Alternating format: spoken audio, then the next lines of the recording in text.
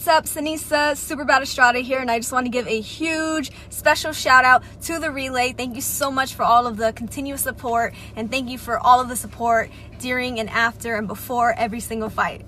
Welcome to the motherfucking relay. We're covering today's top boxing news. Ow! Okay, we'll start with this. The updates to the Ring IQ women's pound-for-pound list. As I specified several weeks and months ago, earlier this year, there would be a lot of movement towards the tail end of the year based on the schedule of activity, so on and so forth. Last week, we saw Chantel Cameron vying for the undisputed super lightweight championship against Jessica McCaskill, who in the previous set of ranks was ranked at number 4. Chantel herself, she was ranked at number 10 towards the tail end of the list, but Chantel having won that fight, she advances to number 4, and Jessica McCaskill is effectively bumped off the list per the rules that govern it. No fighter coming right off a loss is allowed to maintain a rank. Now, Jessica McCaskill still being a champion upstairs at welterweight, there is a chance that she could be reintegrated into the list should she successfully defend her alphabet titles at 147 pounds. But for the time being,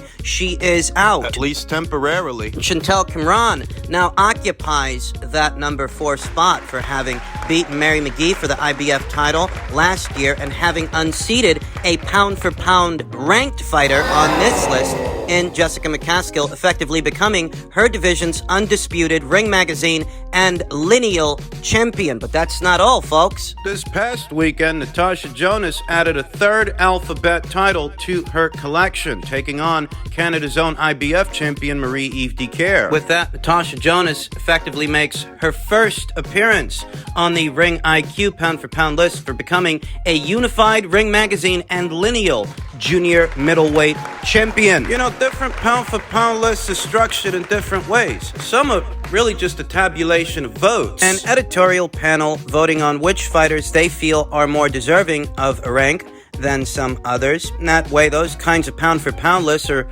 little more than popularity contests. The logic is often inconsistent, whereas here on Ring IQ, there's a set criteria, and Natasha Jonas in her junior middleweight campaign, she meets it. You know, this is a fighter that used to campaign as low as 130 pounds, as low as 135, shot all the way up there to junior middleweight. It showed she's got what it takes in spite of not being a natural junior middleweight, oftentimes smaller than the woman opposite the ring. It's Natasha's skills that are winning her these fights, not size. Or strength of arms, and pound for pound at its base, that entire concept in its essence, that's what it's all about. The kind of skills that can overcome size and certain physical characteristics, physical attributes. The pound-for-pound list at its base is a skills assessment. Because it certainly wasn't size that won Natasha Jonas this past weekend's fight with Marie-Eve Dicaire. And for that, Natasha Jonas emerges in the number 7 spot ahead of Terry Harper,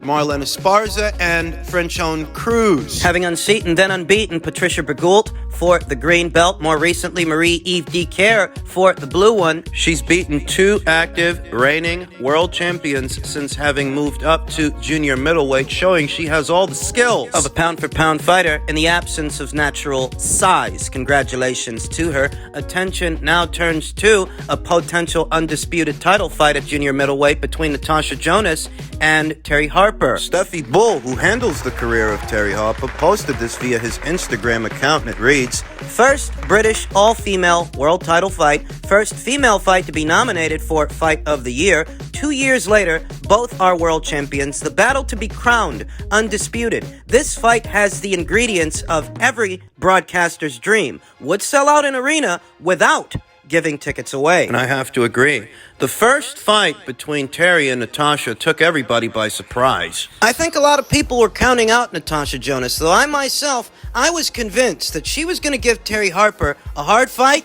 and a long night. And that's exactly what she did. It's been 2 years since Terry and Natasha fought behind closed doors at fight camp inside the bubble, Matchroom's bubble. And it feels like it's now or never for this rematch, for this second fight. They're both champions now at a higher weight. We talk about Natasha Jonas's accomplishments. Terry Harper is a very accomplished fighter herself, several years younger than Natasha, though all the same, she's very accomplished. She beat Eva Wahlstrom, took her green belt, at super featherweight years ago. Long-reigning super featherweight champion Eva Wahlström of Finland. She gave Katarina Sanders her first professional loss, folded her up with a body shot. Yeah, she got stopped by Alicia Baumgartner, lost her WBC title at super featherweight, rebounded off the loss at lightweight, and subsequently shot all the way upstairs to junior middleweight. Became a two-division champion in the process. Terry Hoppe and Natasha Jonas, they really are two of the more accomplished fighters in the sport today, and it really does feel like it's now or never for this rematch for this second fight. Now,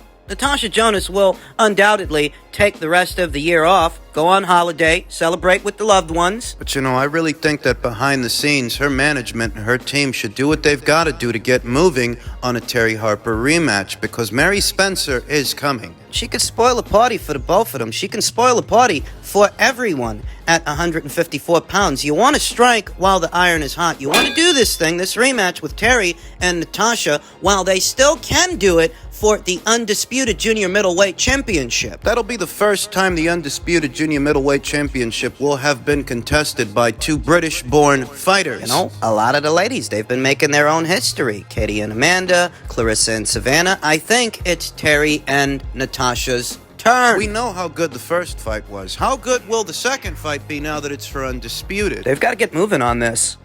In men's welterweight news, Crawford defends Avanesian fight, saying, "I'm not listening to guys saying that I'm fighting a bum." Yeah, David Avanesian's not a bum. If it were a Montestanionis or Radzav Butaev, Virgil Ortiz, or Jaron Boutzenis opposite the ring, a David Avanesian, that would be a good fight with a proven fighter for all of those guys. He's not a bum. He's just not on Terrence Crawford's level, that pound-for-pound level. A lot of people don't know him, but the boxing diehards do know him, Crawford said on the DAZN boxing show. They just act like they don't know because they're kind of disappointed in the way negotiations went with me and Errol Spence Jr. So, of course, they're going to try and throw shade on the fight like, oh, he's fighting this guy, a bum. But this guy that I'm fighting is a real guy. He's a real challenge. He's dangerous because he's got everything to win. I mean, those guys right there that have nothing to lose are the most difficult guys to fight. With a lot of passion, a lot of determination, and a lot of will to win to dethrone you. No, David's not a bum. He's not a bum. Look at the last guy that Keith Thurman fought,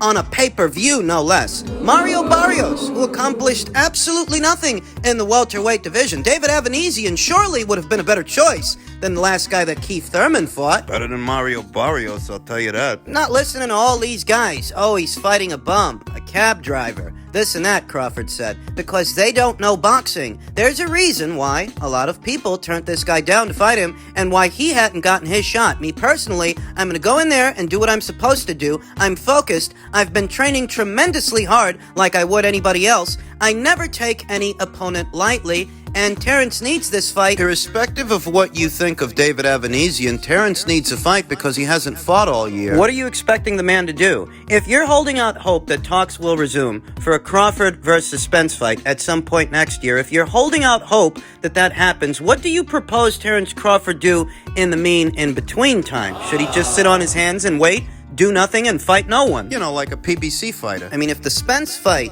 wasn't going to happen this year, and they moved the date to sometime next year in the first or second quarter, why shouldn't Terrence Crawford go in there with somebody and shake some ring rust off, bank some rounds so that he's sharp? I'll tell you what I think. One, David Avanesian's not a bum. He's not a bum. He's a solid welterweight and a solid litmus test for an unbeaten up-and-comer like a Jaron Boutzenis or a Virgil Ortiz. I mean, he's good enough. No, he's not a bum. The real disconnect is that he's nowhere near Crawford's level. Hasn't proven to be. The real disconnect is that for Terrence, this is a keep busy fight, and generally speaking, you know, people don't pay box office prices. It is less than ideal to bill a keep busy fight as a pay-per-view. That's the real issue, but because Terrence is a network and promotional free agent, he's got to make his money somehow. He's not with anybody right now. In the in-between time, while the boxing community at large waits for Errol Spence Jr. versus Terrence Crawford talks to resume, in reference to those talks, in reference to that fight, Mikey Garcia predicts that Terrence Crawford would beat Errol Spence Jr. You know, that's honestly not what I was expecting from Mikey Garcia. It's really not what I was expecting him to say. Oftentimes, when one fighter shares the ring with another, they presume to start to talk them up. Oh yeah, he's the greatest thing ever. And you know, that's why he beat me, because he's the greatest thing ever. Oftentimes, when one fighter has shared the ring with another, what they usually do is talk up that fighter. I mean, maybe that's just paying homage to someone that beat you under the hot lights, or maybe that's just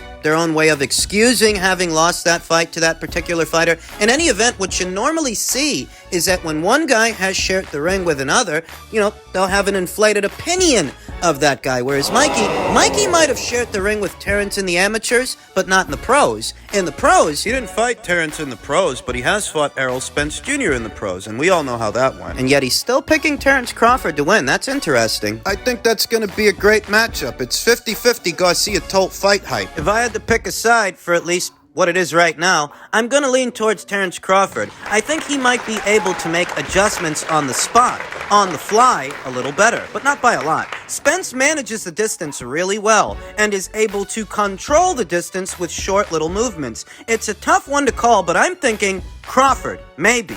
Everybody's got power at that point. They're at the highest level. The only difference is Crawford and Spence are too smart to knock each other out. I think it's going to be a very technical fight.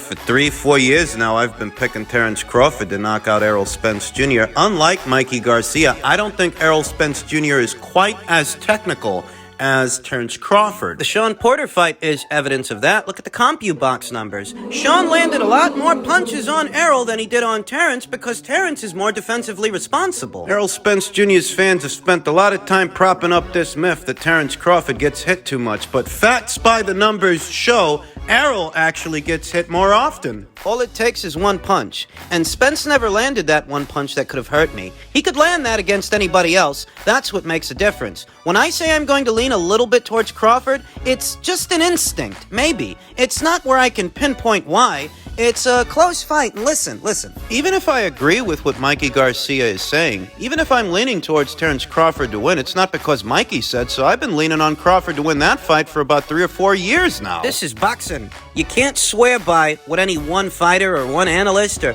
one content creator says. Everybody's been wrong at least once or twice, ultimately. Anecdotes and annotations are still just anecdotes and annotations, regardless of where they come from. I've often detailed here on the channel why specifically I'm picking Terrence Crawford to win that fight, though ultimately it may all be much ado of nothing since this fight might not happen. Underneath it all, do you believe that talks will resume for that fight early next year? Do you believe that, if Terrence, he goes in there, he knocks out David Avanesian, and I do think he's going to go in there and knock out David Avanesian. Do you believe that if he does this and Errol, he fights whoever he fights and he beats whoever he's fighting? Do you believe that talks will resume? For those of you out there that are like me, that feel that Al Heyman was not negotiating in good faith, do you trust him to revisit this fight? In men's middleweight news, British import, unbeaten up-and-comer Felix Cash is calling for a WBO title shot at Janibek Alimkhanuly. Janibek overcame Denzel Bentley on Saturday, and opponent Felix Cash has already gotten the better of. In the realm of who did it better against Denzel Bentley, you have to agree, Felix Cash, he took that guy out in 3 rounds, whereas Janibek, he labored. He languished. Felix Cash took to his social media and stated, "Had enough off shit. Eddie Hearn, Kazakh style, sort this out." They might as well. Janibek needs the opponents. By way of the WBO, Jaime Munguia ranks in at number 1, and we all know Jaime's not going to fight Janibek, regardless of how he looked on Saturday.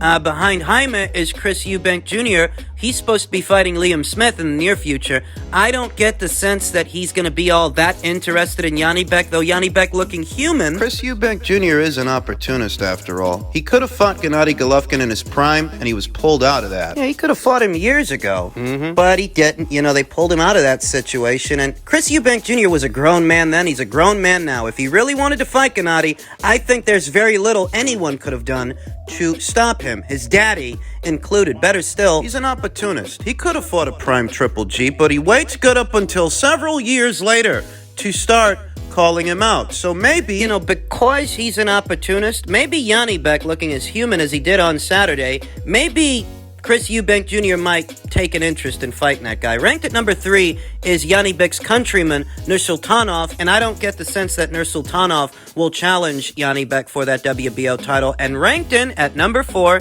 is unbeaten Felix Cash, who sports a professional record of 15 wins, no losses, and no draws. 10 knockouts. One among them is the Denzel Bentley knockout of last year. To Janibek Alimkhanalai's professional record of 13 wins and no losses with no draws, 8 knockouts. Felix Cash actually has more professional bouts than Janibek. They share a common opponent in Denzel Bentley. I'd have to say the best guy I've seen Janibek in there with, the most experienced guy at least, the most proven guy would have to be Rob Brandt. But that's really not saying much, not that much. Solid win. Good little litmus test for a guy with under 15 fights. But it's not the kind of win you shout from the rooftops about. Yeah, that was last year in June. Janibek beat that guy. He fought 2 times last year. He's already fought 2 times this year. And there's a lot of people they've taken to calling Janibek a hype job, a guy whose hype is not equal to or parallel to who he is as a fighter. This is a guy with only 13 professional fights that has an alphabet title. He is a reigning champion. There's 2 ways you can look at that. You can look at him as a champion of circumstance, a champion of opportunity, a paper champion, if that's how you want to look at him. You can do that, but another way to look at it is the only reason this guy has a belt in 13 professional fights, the only reason this guy has a belt is because Demetrius Andrade vacated it. He handed it over. Regardless of what your annotations and anecdotes are when it comes to Janibek, Demetrius still made a decision not to fight this guy. So if he has a belt that perhaps he really doesn't deserve, it's only because Demetrius gave it to him. Why'd he do that? Why, indeed. Comes to a Felix Cash fight. Felix Cash has only been fighting once a year for the last 3 years or so. He only fought once in 2020, once last year, and once this year, way back when, in February. What the hell's going on with this guy? Why isn't he more active? Not completely sure. Matchroom has been staging cards, many cards, across the globe all year. Surely, if Felix Cash wanted to be a little bit more active, they could have found him a slot. He wants to fight Janibek. That's what he's saying. Maybe he can. Maybe he will. Wasn't that long ago that Bob Arum said they'll pay top dollar to get any prominent middleweight in there with Janibek? And don't forget that when Felix Cash fought Denzel Bentley last year, that was part of a Queensbury Promotions show, not a Matchroom show. They've sent him out before. Would they be willing to send him out again? For more money and the chance to win the WBO title, the chance to see himself become a WBO champion. Janibek looking as human as he looked. I don't think for a second Top Rank would send Janibek over to Matchroom. I think in order for the fight to take place, Matchroom would have to be willing to send Felix over to Top Rank. And because they're in a bit of a pickle over there, they're in a bit of a bind, finding Janibek Alimkhanalai, good guys to fight, Felix might be able to make some good money going over there. They share a common opponent, Denzel Bentley. Felix Cash, he did comparatively do it better than Janibek. But as we all know, triangle theories in the sport of boxing, they don't actually work. Oh yeah, Felix definitely took care of Denzel a lot faster than Janibek did, but that doesn't necessarily mean that Felix beats Janibek.